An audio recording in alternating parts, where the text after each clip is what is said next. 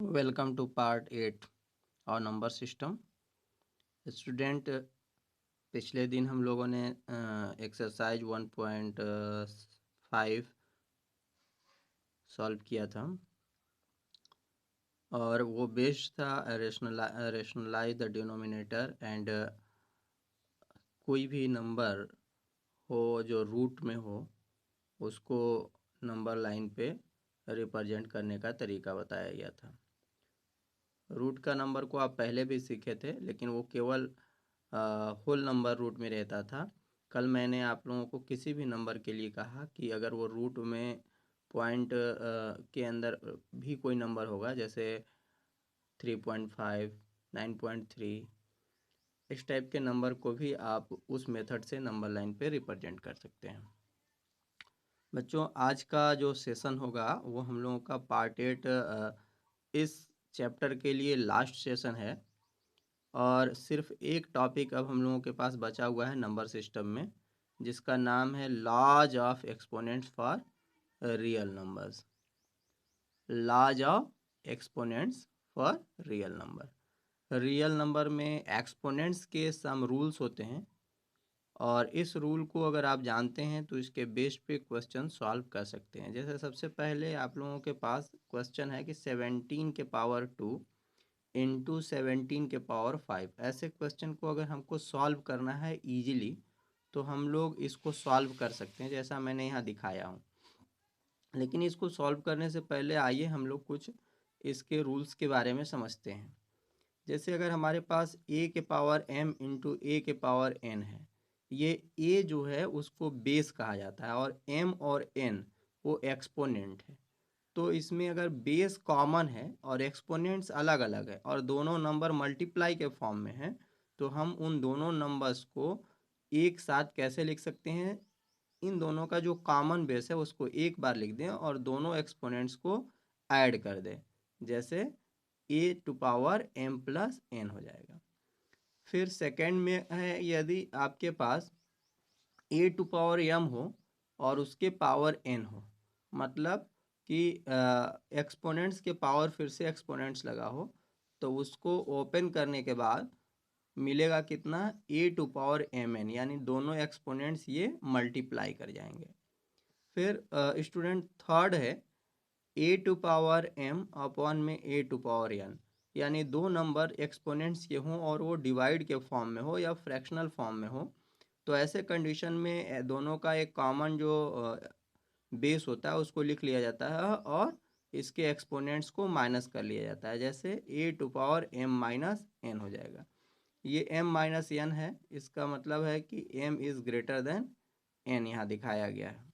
ठीक है, मतलब यहाँ पे m जो है वो ग्रेटर है और n जो वो स्मॉलर नंबर है। इससे मतलब नहीं है, कोई भी नंबर होगा, ग्रेटर हो या स्मॉलर हो, आप यहाँ पे माइनस ही पुट करेंगे। अगर ये नंबर कोई दूसरा होगा तो इसकी जो वैल्यू आएगी वो नेगेटिव वैल्यू आ जाएगा। ठीक है, तो फोर्थ है कि a to power m into b to power m, यानी बेस अलग अलग हों और उनके जो एक्सपोनेंट्स हो वो कॉमन हो। तो रूल ये होता है कि दोनों का बेस का सबसे पहले मल्टीप्लाई करा लेंगे और जो उसके एक्सपोनेंट्स है वो कॉमनली इस टाइप से लग जाएगा। ठीक है, दोनों के ऊपर सेम एक्सपोनेंट्स आ जाएंगे। फिर कोई नंबर रूट के अंदर हो और उसके बाहर रूट में इस टाइप से n लिखा हुआ हो, तो ये n का मतलब होता है nth रूट। ठीक है, और आप सबको पता है कि उसका कोई भी रूट अगर निकले तो उसको हम एक्सपोनेंट के फॉर्म में क्या लिखते हैं? बेस के पावर 1 अपॉन जितना यहाँ पे रहेगा उतना लिख देते हैं। अगर जैसे स्क्वायर रूट है तो यहाँ पे कोई नंबर नहीं रहता है तो a टू पावर 1/2 लिखा जाता, और अगर यहाँ क्यूब रूट है तो यहाँ a टू पावर 1/3। स्क्वायर के लिए यहाँ पे कोई नंबर नहीं होता और बाकी जो रूट निकालना रहता है उसके लिए यहाँ पे नंबर लिखा रहता है, उसी के लिए मैं यहाँ n से दिखाया हूँ। नेक्स्ट है student 1/a to power n।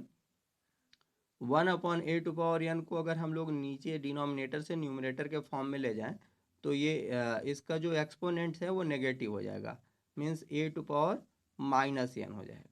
ठीक है, आइए इन सब पे एप्लीकेशन भी मैंने दिखाया है कि 7 to power 2 into 7 to power 5 हो तो ये रूल जो काम करेगा a to power m into a to power n, इस रूल के आधार पे a to power m plus n।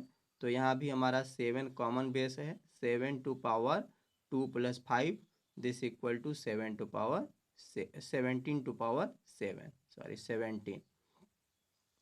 ठीक है, इसके बाद नेक्स्ट है कि 5 टू पावर 2 टू पावर 7 हो, तो ये सेकेंड रूल को यूज़ हो रहा है यहाँ पे, ये वाला a to power m into power m this equal to a to power mn, यानी दोनों एक्सपोनेंट मल्टीप्लाई कर जाएगा।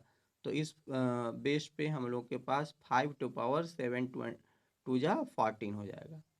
थर्ड है स्टूडेंट आपके पास 23 के पावर -10 अपॉन में 23 to power 7 this equal to 23 to power -10, और नीचे वाला चला जाएगा ऊपर तो नेगेटिव बन जाएगा। जैसा आप जानते हैं a to power m upon a to power n बरा is equal to a to power m minus n।